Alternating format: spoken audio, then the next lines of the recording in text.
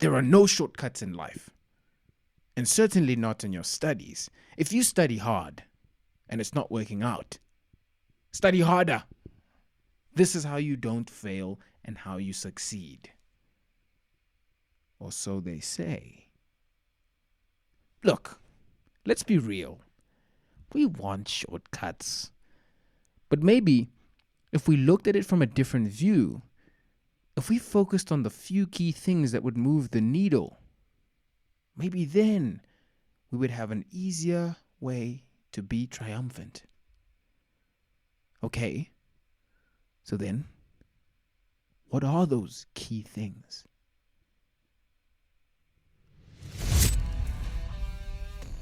Once more, we are joined by Tshireletso Malungana, aspiring CA, having passed the CFA Level 1, Audit Senior at EY, videographer and content creator. We chat about 3 habits that you can easily implement in order to save your academic career. We also chat about some of the funkiest mistakes he has seen marking exam papers, the power of a longer time horizon for relationship building and impact, Newton's laws of motion for more motion in your life, how to get more out of your limited hours in your work and studies, funding his brother's overseas sports trip in Dubai and lessons in capital raising, his savings system to ensure financial security, and more. I hope you enjoy. My travelers on the road to CASA, very, very quick one. There is a beautiful tool that has been introduced by our guest to us. It is called XIHQ. If you are looking to up your accounting sciences degree game, check out that. There's an incredible tool that can actually help you track your academic progress. You know, as they say, what gets measured gets improved. And so check out that. It's actually free. You can go check it out. Linked in the show notes. A marks tracker. You can track it across your semester, your whole academic progress. So check it out. Linked in the show notes. If you have not already, please check out part 1. Also linked in the show notes. With that, on to part 2. Dude, to get practical into your AT learnings, right? From a study perspective, because now you have consulted, tutored endlessly throughout the year, and obviously you've had to mark, and so you understand what students are missing and whatnot. Like, what are the 3 things practically that if a student just does these things, like if you could only name 3 things, simple things, the like keystone things, that if they did, they would transform the entire academic life.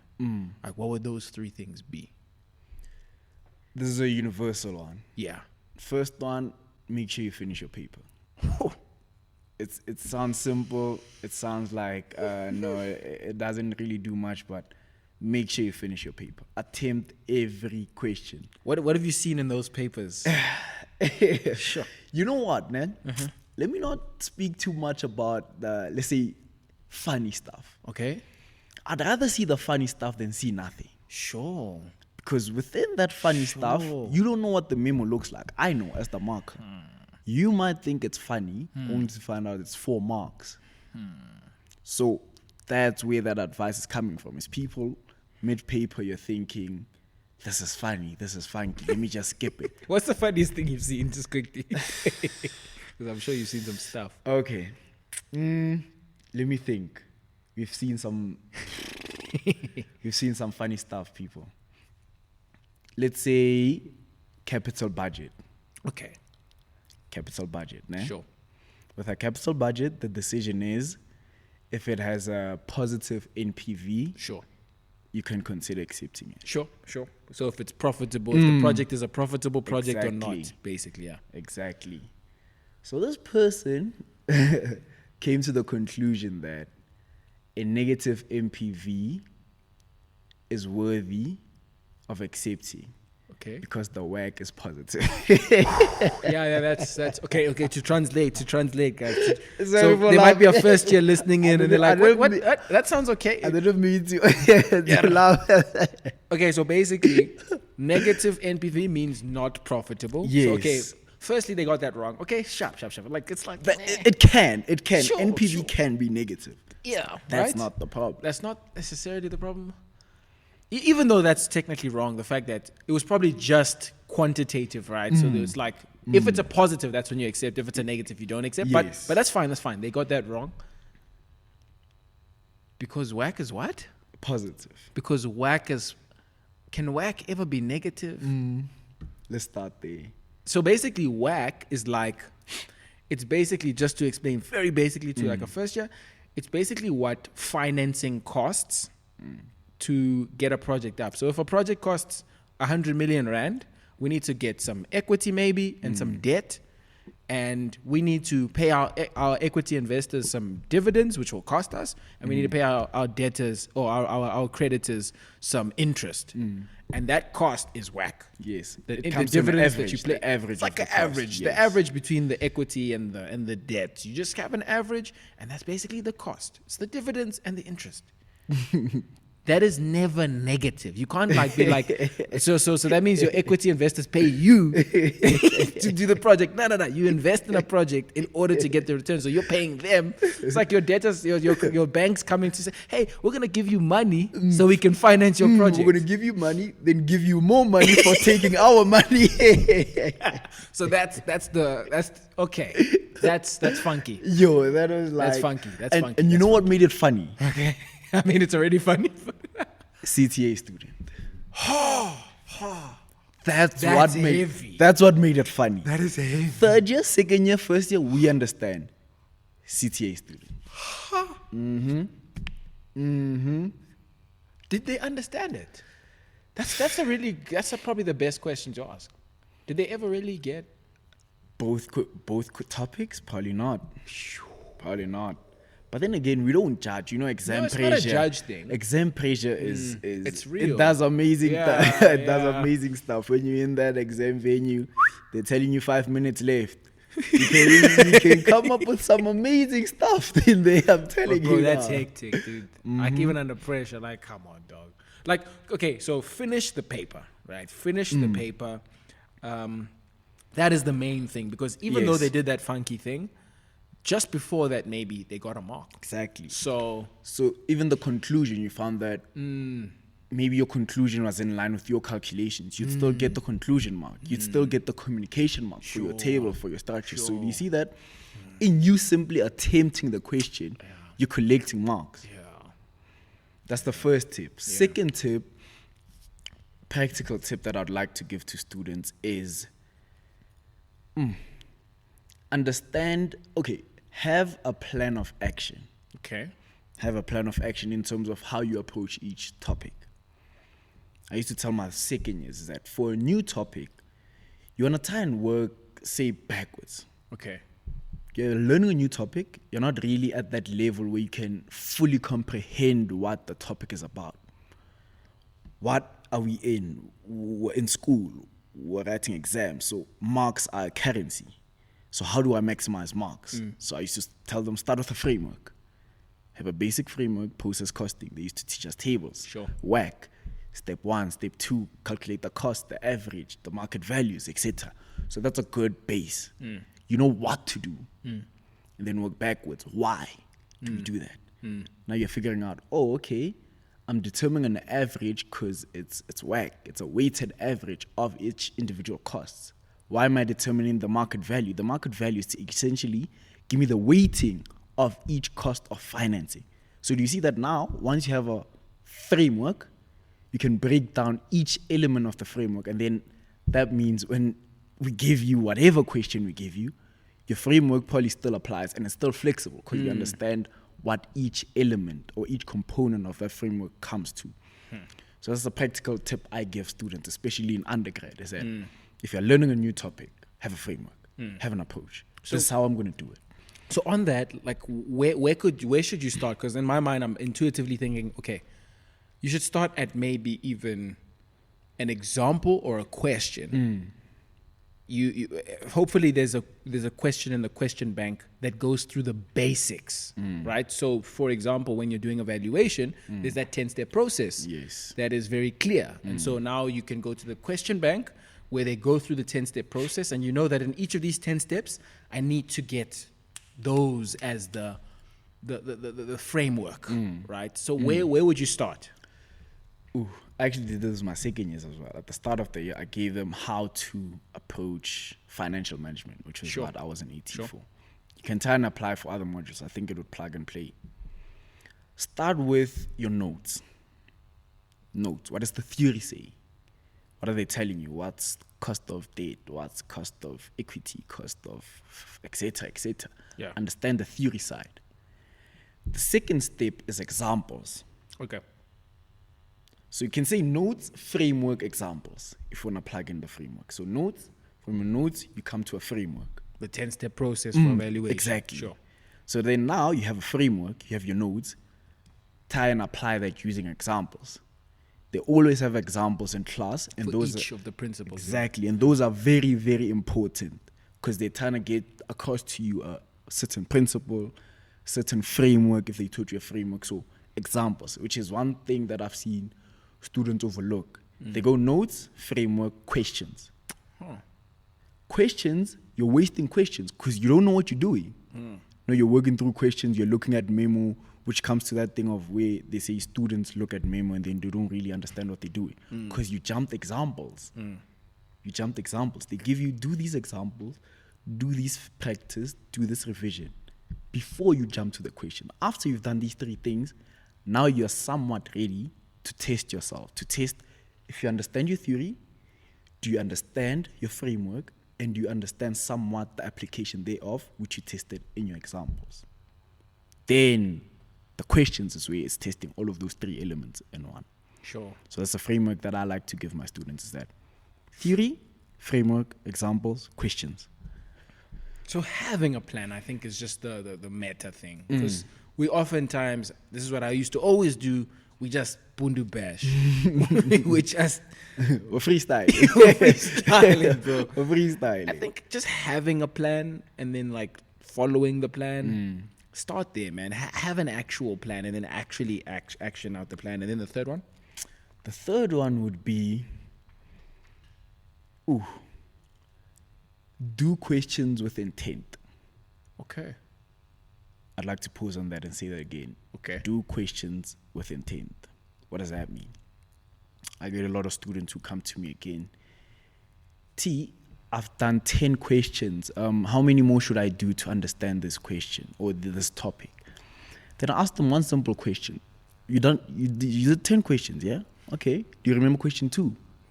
Yeah. I'm like, okay, I do, because I worked through it. Question 2 was Tabo Taki. Okay, yeah, I remembered. Okay, I'm like, okay, sure. So just give me 2 things you learned from that question. Just give me 2 things that you took away from the question. No, it was about work. Yeah, I know. That's the topic. The topic is work. So I know you learned work. But give me 2 unique things that you took away from doing that question. They stuck. Okay, now you did 10 questions. What value did you gain? I could give you that question now and you'd fail it. Sure.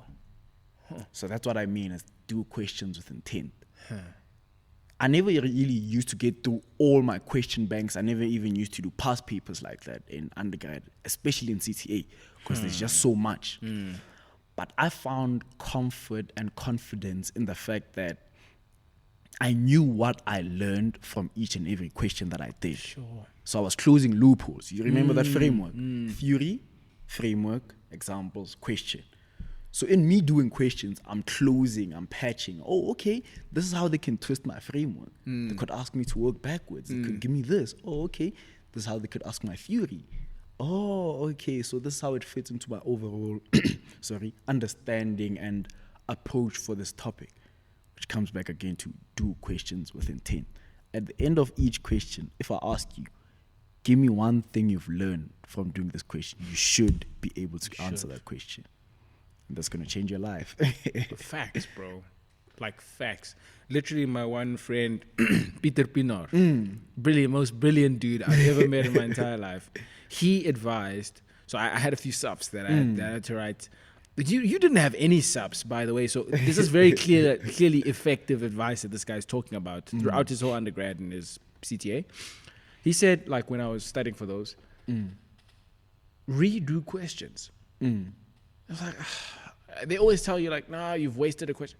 He says, redo the question because, especially at the sub level, usually it's an application issue, especially at the CTA level, because like you've done the whole year, you've been doing theory, you've probably got notes, you've probably been attending all the lectures, hopefully, you know, those are the basics. Yeah, bro, yeah.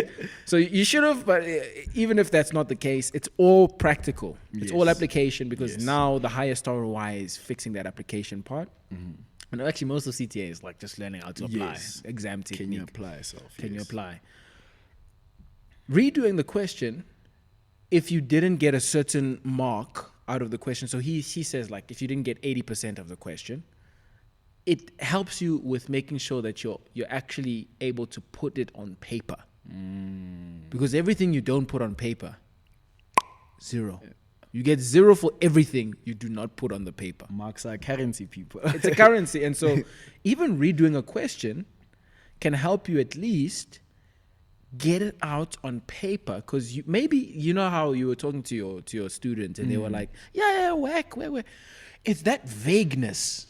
It's that vagueness of like, I kind of know it, that deceives you into thinking you know it. Exactly. You don't know whack. You don't know capital budgeting. That's why in that moment of pressure, you're like, accept the negative NPV because the whack isn't negative. Because fundamentally you don't get it. Because fundamentally you don't actually get it. You kind of get it, man. Because you attended the lecture and when the lecturer was talking, you're like, makes sense. I see where he's going. Yeah. You're like, it makes sense. I see. No. Redo that question even in order to consolidate, I love the word you used, close the loops. Close the loops because it's those small things that keep on chinking your armor. Exactly. It's those small things. It's killing your confidence throughout the paper. It's killing the moment you're stuck, how do you do? Confidence, 5%. Okay, next one. I remember. 5%. 5%. By the time you get to question 4, 0 confidence. Even question 4. Yeah. But in fact, they always put the easy one at the end. Exactly. But and that's why you should also finish your paper. The simplest ones are at the end, people. Okay, to consolidate. Finish your paper. Plan your action. Based on marks. Based on marks. Have a framework, solve backwards. The framework is the thing that will give you marks in the paper. And do questions with intent. Brilliant, bro. Brilliant. So, dude, you mentioned this concept. We're going to turn into a bit of your content that you've been creating, bro. And you mentioned it's such a dope video. Newton's laws. Right, so a lot of us, in order to open doors, we did physical sciences back in school, and we learned about these Newton's laws, all these whatever things that are irrelevant to your journey. I don't use it anymore. I'm in finance. Bro. Can you tell us why we're wrong? So the video he's talking about, for those who don't know, and for those who don't follow me, which is kind of weird if you don't. It'll be linked in the show notes to TikTok and whatnot. But the video I had was a realization that I came to that actually, we've been given the answers to life and to, let's say, passion, purpose, and ambition. And it was in physics. Newton gave us the blueprint. If you recall, 3 laws of motion. Motion is a slang that's going around now. It means you're doing something with your life. We're tapping into that slang part of it. 3 laws of motion. Motion. The first law of motion says an object at rest will stay at rest. That's the first law of motion, people. If you want motion, you just have to start. If the ball ain't rolling, you won't get motion. So that's the realization that I was coming to. I'm like, Newton might have been onto something. Newton was cooking, bro. Newton was onto something. The first law of motion. Yeah. An object at rest will stay at rest. Hey. Whoa. Okay. Stay with me now. Hey. Second law of motion. What does it say again? An object. Yo, now I forgot it. Yeah, I'll let you recall it. So, object of motion stays at motion. Was this one about momentum? Was this one about inertia? The third one was about inertia. Yeah. No, the third one was an equal and opposite reaction. So this second one was inertia, something around momentum. Yes, it says. It's coming. I I didn't do science, bro. You're gonna have to save us. Look, it was so good. In fact, I'll link the video in the show notes. The third law. The third one was that inertia. Anything, essentially, to come to the point that anything that's not helping you get to the motion, you need to remove it. There is. That was it, actually. Nah? So, take away the obstacles in the way. Let's check it. Find it, bro. Let's check the 3 laws of motion, because I think the explanation is way better. Sure. When you start with the 3 1, laws. 2, and 3. Because when I was writing or when I was Scripting recording this video, Sure. I'm like, yo, this is actually the truth. It's the truth, bro. I was watching it. I was Did like, you? this is And the a lot of truth. people were resonating with it. They like, Bro, it went hard. From the moment you were like, we didn't get it because we were too young. I'm like, facts. Okay. I didn't get a lot of things when I was young. the second law of motion says the acceleration of an object is directly proportional to the net force acting on it Yes. and is inversely proportional to its mass. Okay. People, listen. Okay. Listen. You're peeing. Let's go again. Listen to this. The acceleration of an object is directly proportional to the net force acting on it and inversely proportional to its mass. Okay. Directly proportional to its net force. How much effort are you putting into getting motion? Directly proportional to the net force. How much force are you putting into getting whatever it is that you want? Inversely proportional to your mass. Remove anything that's holding you down, that's adding to the mass, i.e. slowing you down. Stay with Newton, people. Don't go anywhere. Okay, that one actually goes hard, bro. That one goes so Do hard you see because it it's though? layered. Do you bruh. see the layers and levels to the second law of motion? No, that one is good. And then the third. The third one, people. For every action, there is an equal and opposite reaction. We've all heard this. Come now. I just want to pause and let you sit on it. For every action, there's an equal and opposite reaction. Whether you're doing it or you're not doing it, there will be an action or non-action thereof of what you're doing or not. Stay with it. For every action, there is an equal and opposite reaction. Procrastination is an action, people. And it's an action of non-action. So you're doing nothing. What's gonna get? It's in the law. It's in the laws of motion. It's literally in the laws of motion, people. It's in the laws of motion. For everyone who's trying, you're gonna get something out. Eventually. For whoever is not, you're gonna get nothing. It's straightforward. You know what about that? I think it's more. It's more of a mirror if you look like even at a y-axis. I think it mirrors. So if you look at an exponential function, right? It goes very, very low. It's very, very slow at the beginning, and then it just goes. It's slow and then it's fast, right? That is action. That's how it goes. And if you sort of if you look at it, if it's reflected on the negative side, it goes up, down, and then up. Yes. That's kind of how it feels. You know when you're when you're when you're like going hard, and then you eventually hit the valley of despair Yes. where maybe you've been working on the side hustle for months and you're just low, right? You go hard and then you still just keeping that consistency. Literally, you're just staying in the game. CTA, it's just about staying in the game. You started off maybe with that high momentum. I'm came gonna do down. it, yes. Now you're just surviving. It goes, and you basically get what you gave. It's sort of a long-term thing. You can't It really is. do it short-term. It is. That's And the issue with it. my friend has a very amazing concept which he shared with me. Shout out to Kotato. He said, Sure. life has a 3-month lag on every decision that you make. That's so good. That is so good. Life has a 3-month lag on every decision that you make. So today, you're living in the consequences, or say, the fruits of the decisions you made 3 months ago. So then again, it links perfectly to what we've been talking about, the laws of motion, and to that thing of the lag effect of life. You may take the action today or the inaction today, and it might look like it's doing nothing. Yeah. Like, okay, Yeah. I'm pushing now for everyone who's actually trying to do something. I'm pushing now, and it's not working out. I'm not seeing what it's coming to. Just give it 3 months. Just give it 6 months. Give it 9 months. For everyone who's sitting and thinking, I'm just chilling. I'm still good. Give it 3 months. Just again, come back to us. Give it You'll 3 see it months. in 3 Give it months. 6 months. Give it. Yeah. Do you see it? Yeah. So I like that concept and perspective that he shared with me. That life has a 3-month lag on every decision that you make.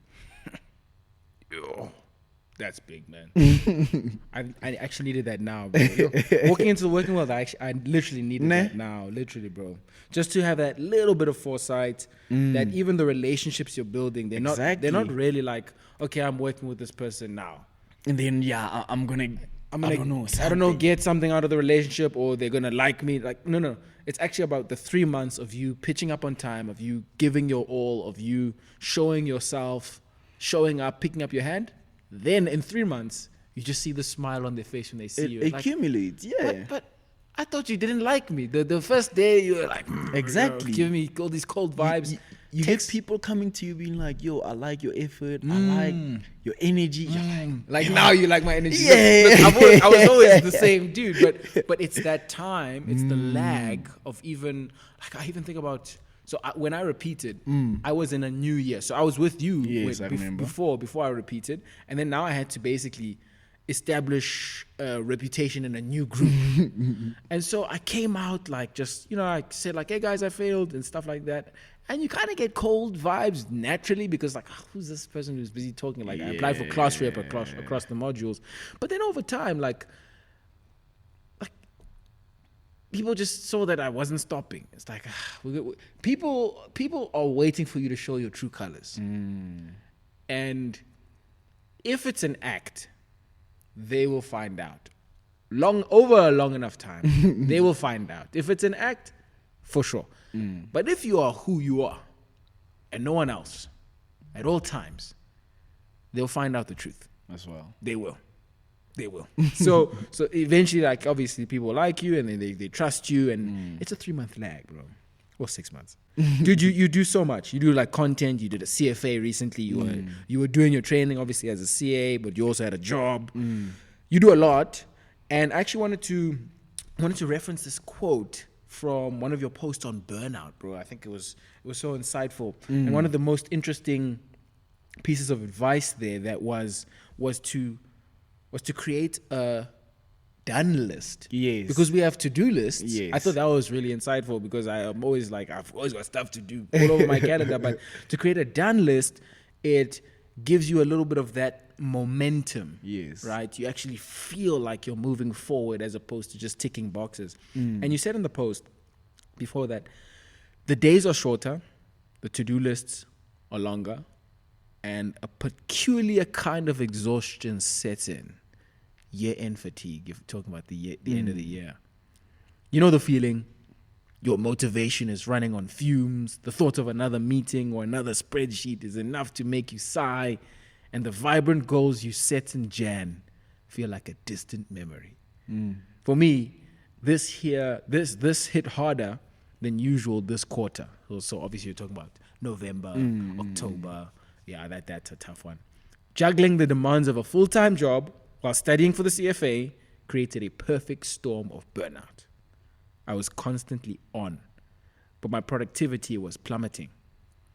The passion I had for my work and my studies was being buried under a mountain of mental fatigue. That was my wake-up call.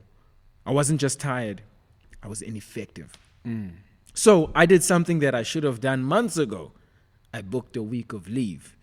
I slept in, I went away for the weekend, and I went for long walks. Just the sound of my own thoughts and the world around me. I disconnected from the world. And a funny thing happened.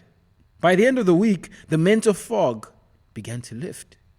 I started to miss the intellectual challenge of my work. I even looked at my CFA books with a renewed, if cautious, sense of purpose. That break taught me that overcoming end-of-year fatigue isn't about powering through. It's about strategic recharging. Dude, how do you find, I mean, this post probably explains it, but how do you manage the overtime that you do and the exertion, the constant exertion? Yo, the guy who wrote that post sounds smart. Yeah, he's super smart, bro. I checked a lot of his posts, bro. Shout out to that guy. He's good, dude. But in terms of overcoming how much you need to exert yourself in this journey of life, like I said, work, CFA, you're probably doing your studies, and even your personal life. I didn't touch on that, but it also adds to some level of the fatigue. I think one thing I learned this year is you need to understand yourself. We all find, or we all rest in some sort of way. And I saw that, okay, T, you're always on the move. You're always pushing and grinding through it.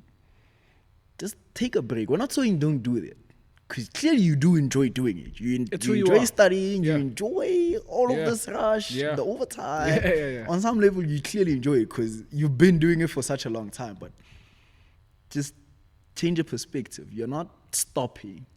You're just taking a break so you can do it even better and be effective when you do it. Because I think that's the realization I came to, is that I'm doing it, but I'm not effective. So essentially, I'm wasting time. So then that's when I came to that idea of a done list. I've done this.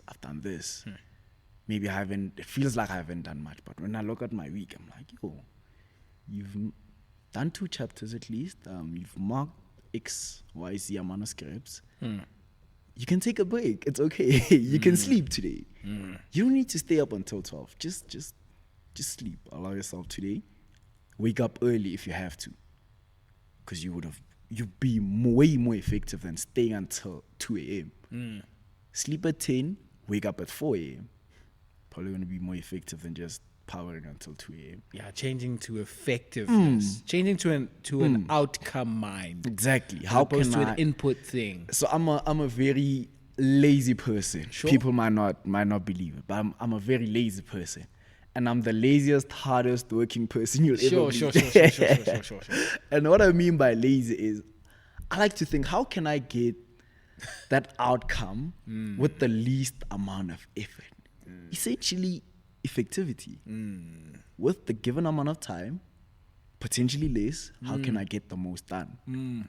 Then, again, I realize that powering through it, I'm on the same page for 5 hours. I'm lagging. I'm reading it over again. You know, it's 12. You read the thing, and you're like, exactly. You read the thing, exactly. You read the thing. And then I'm like, okay. I tried it once. I'm like, okay. I probably feel bad for sleeping early, but let me sleep early, wake up early, and see if I get it done. And I was getting done. I was getting it done. So I'm like, yeah, just change from an to-do POV to a effective POV. How can I get this done in the most effective manner? That's phenomenal, dude. I think I'm also coming to that. I'm also a very lazy person. You know, I just want to get out what's required to get the job done, to get the project out. But it gets to this level, like, you know, in the content thing. Sometimes you just gotta like sit there, just trying to export this thing, or your stupid laptop's crashing, and you just.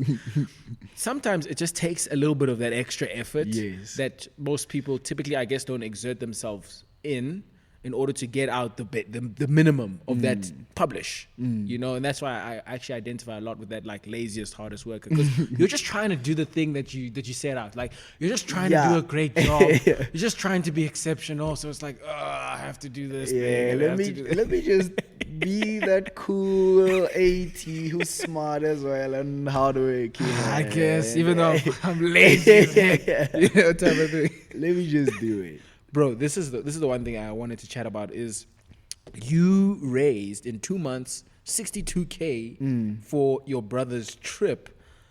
Like, firstly, how? A lot of us are even trying to raise for our own causes, for funds and fees that NSFAS couldn't fund, or whatever the case might have been. But how? What was the story around that, man? I'm so curious. Oh, let me first start by saying he's actually on the trip right now. Yeah, he's in Dubai, guys. Yeah, he's in Dubai. We were watching him on TV. I'll actually post. I'm planning on making a post today about it, actually, on my LinkedIn, on my socials.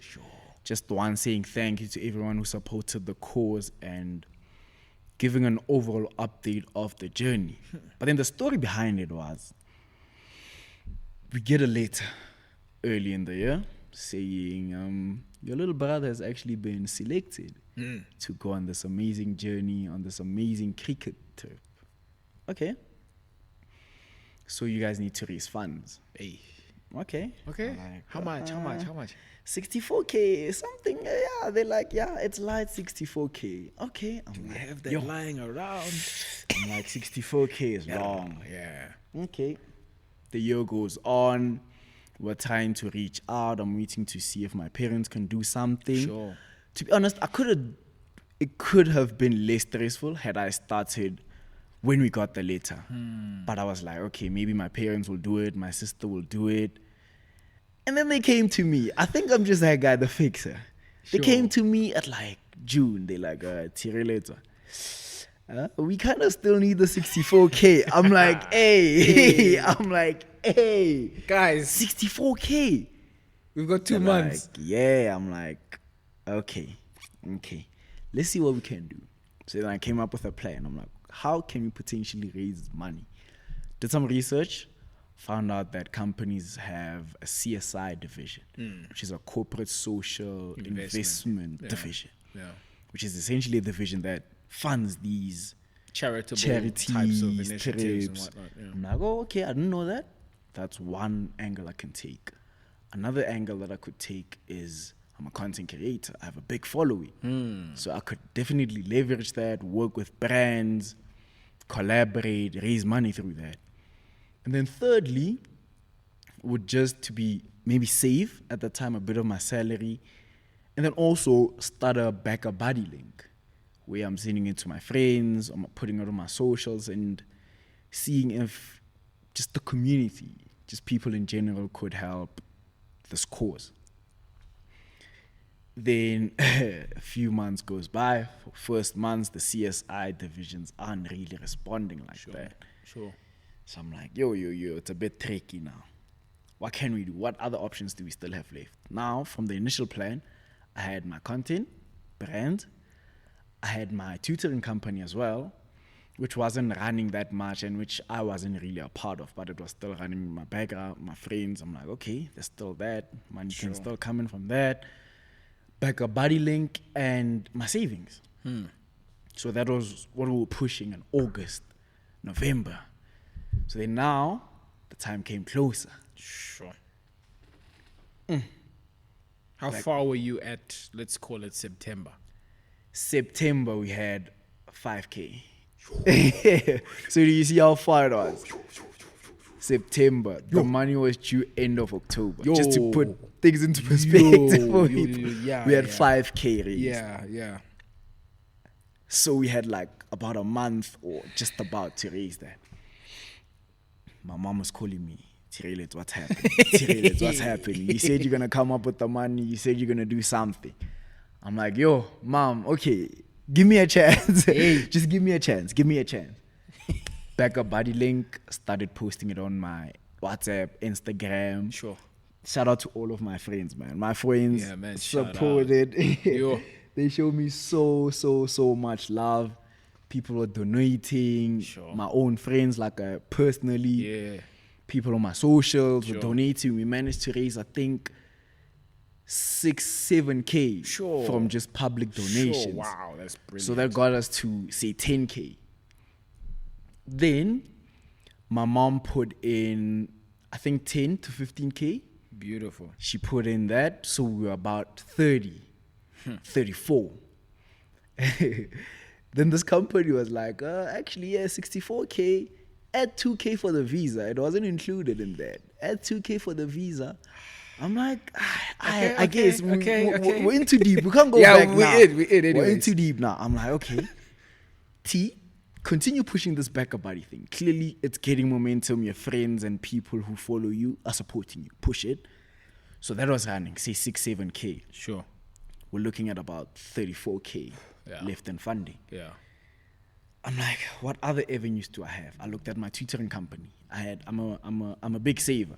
People look at me and I always go out and I'm always out and about. I take my finances serious. I do. You budget well. Yes. You budget well. Yes. So I had finances saved up from the company. I spoke to my partners, spoke to my friends. I'm like, you know what, bro? These savings that we've had, let's pay off everyone that we need to pay, see how much we left. We were left with like 9K. Sure. I'm like, okay, 30K. Do you have any other shareholders that you're with? Or it was just my friend who was running my website, but he's a good boy, man. I told him, bro, you're my boy. Well, I'll talk to you. Sure. So then we took that whole 8K, 9K that we had saved throughout the year, which we were planning on reinvesting. I'm like, let's pump it into there. Wow. So now we're sitting at 39K currently. So we're left with, say, 20, just about. So then how do I come up with the 20? I got a few brand deals. They pay me like, say, 6K. Sure. So then that left us with, say, 15, 20K. Sure.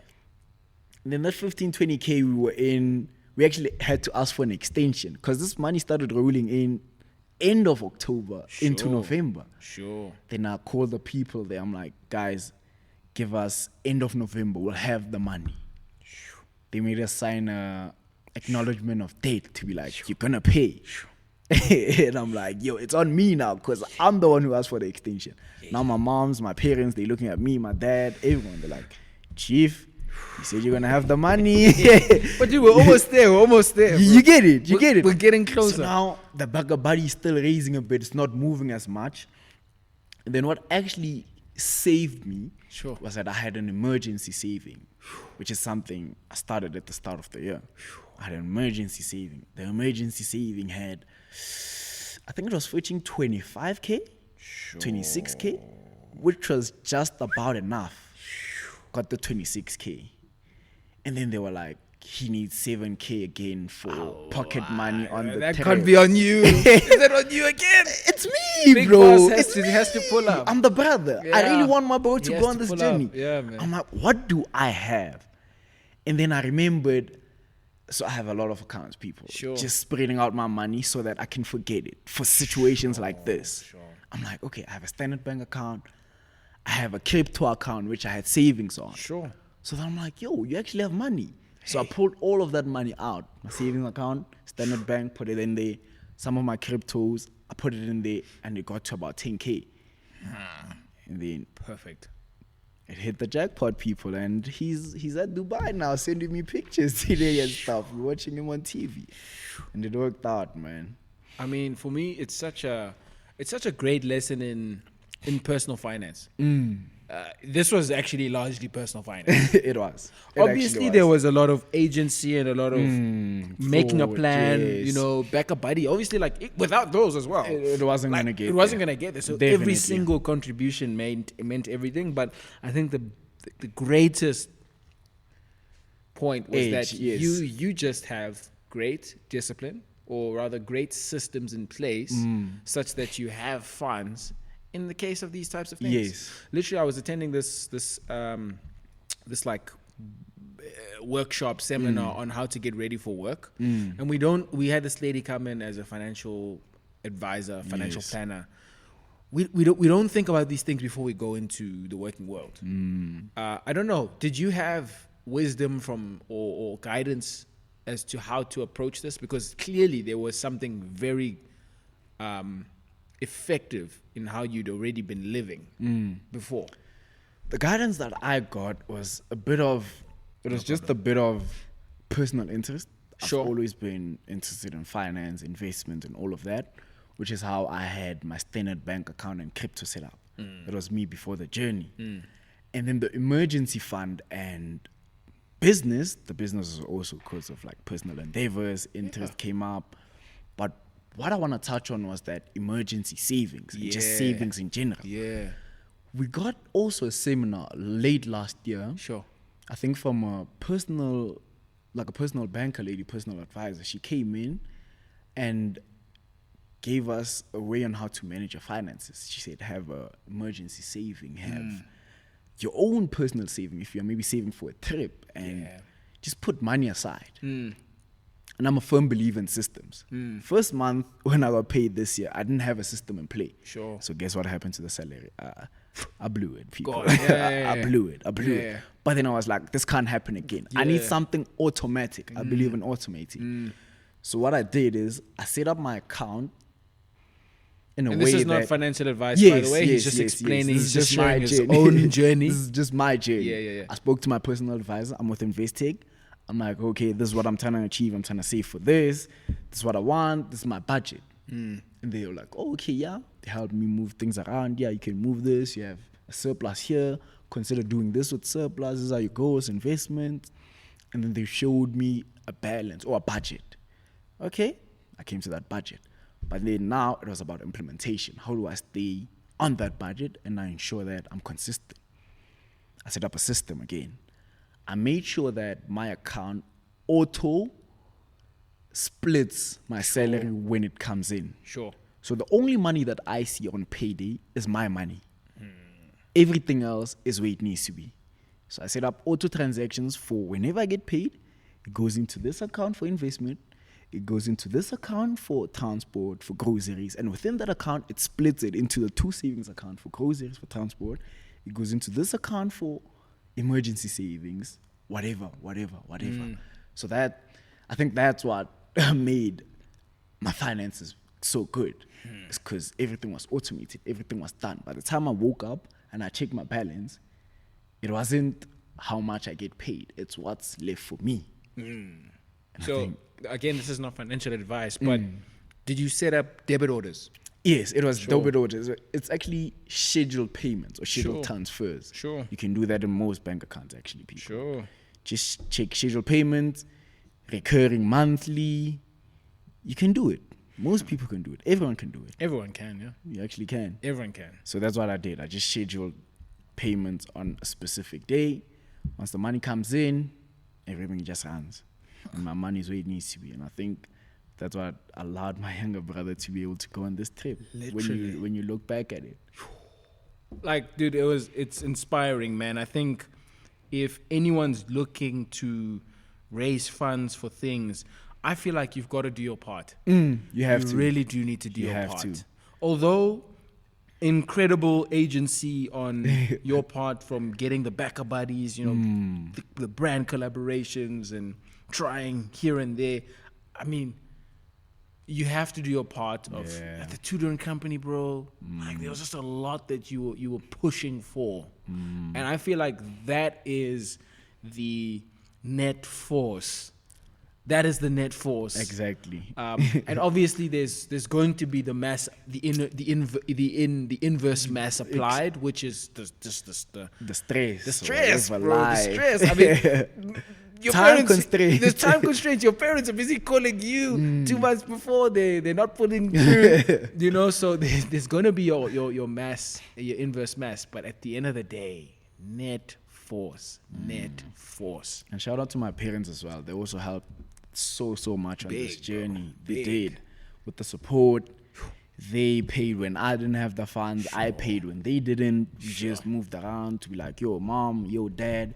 Okay, I have it in savings now. Your salary is coming in. So, okay, sharp. I'll pay it now. Maybe we'll talk about it then. Yo, it was just a lot of coordination, teamwork. Yeah. But then again, you have to pull your weight, people. You can't look at these CSI divisions and be like, You're gonna please, save me." please. I came to that realization 2 weeks in when they were not responding to my emails. I'm like, yo, T, this is on you, buddy. This is on you. If this thing is gonna come together, it's based on you, on your efforts, on your net force. On your net force, on your net force. Bro, if you could look into a crystal ball to Tshireletso in first year, second year, maybe even high school, what would you tell him? Oof. I'll tell him, you're doing well. Sure. You're doing amazing. Trust yourself. Be patient with yourself. And just do what feels right to you. Do what feels right to you. Do what feels right to who you want to be and where you're trying to go. And just know that it'll all work out. Don't stress about it. Just relax. Just do your thing. Let life play out. Let God's will play out as well. You are doing it, bro. You're doing it. Like, you're doing incredible things. You're doing what needs to be done. It's going to happen. It's going to happen. Equate. It's actually a code of mine. It's a Sure. code for everyone who doesn't know. Very special code. Also for my boy. I love my boys as well. He said this year. It's quite simple. It's equate. It's written in the stars. It's destiny. Don't stress about destiny. It's happening. It's just a matter of time. So then, with that perspective, it gives you peace of mind. Because you know it's going to happen. As long as you're pulling your weight again. You're still applying your net force. You are going to accelerate. Equate to people. Equate. Guys, if you've not already, please, tell us a belief. Follow this. Yo, my gosh, this was so fire, bro. Like, just from your journey to the academic trip tips to just your agency, bro. The efficacy that I see in you, that belief that you can affect things. It's inspiring, brother. It's inspiring, man. I really appreciate you coming here. I appreciate sharing you. your story, man. I really do. Can I propose something? Maybe it Please might do. be a new addition to your podcast. Okay. How about your current guest leaves a question for your next guest? Okay, let's hear it. Yeah, let's hear if your question. We'll do it. Let's do it. My question, it can be quite simple because you don't know who your next guest, or I don't know who your next guest would be. Yeah. So you can see how you play around with it. Yeah. But my question for the next guest would be, if you could keep only one trait of yourself, what would it be? And if you could change one other trait of yourself, what would that be as well? Ask that to the guest. I'd be very interested to hear what they would have to say. That's for you, whoever's the next guest, whoever that is. If you could keep one trait of yourself, what would it be? If you could change one trait of yourself, what would it be? Maybe even think about that, you listening to this. If you could keep a trait of yourself. Only one. Only one. Only one. And I know a lot of people are like, yo, I would love to be on the podcast. So if you're bold enough, you could reach out to me if there's alignment. Maybe even you could be listening to this. You on could the answer pod, the question. This answering could be. question. But guys, I hope it does not end, but that it begins in CASA. City, brother. Brother, I appreciate you, man.